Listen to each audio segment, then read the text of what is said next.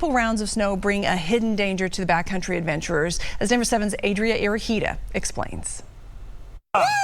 You're looking at the most dedicated skiers and snowboarders, braving icy and snowy roads after the winter storm, and making first chair Saturday morning at Loveland Ski Area. I'm getting word that everybody's been able to get up here easily, coming from both sides of the pass here. Everyone's here, everyone's safe, and everyone's ready to ski. But as tempting as fresh powder can be, experts say it comes with a risk. As we start getting more snow, we see the avalanche danger increasing. The biggest risk at some of those backcountry ski areas near Denver come near or above the tree line. Most avalanches happen on slopes that are steeper than about 30 degrees. That's about the pitch of a black diamond slope.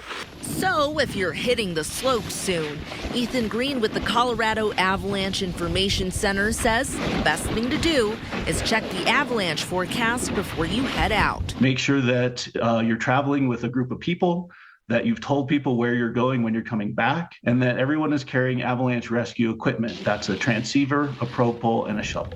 Adria Irahita, Denver 7.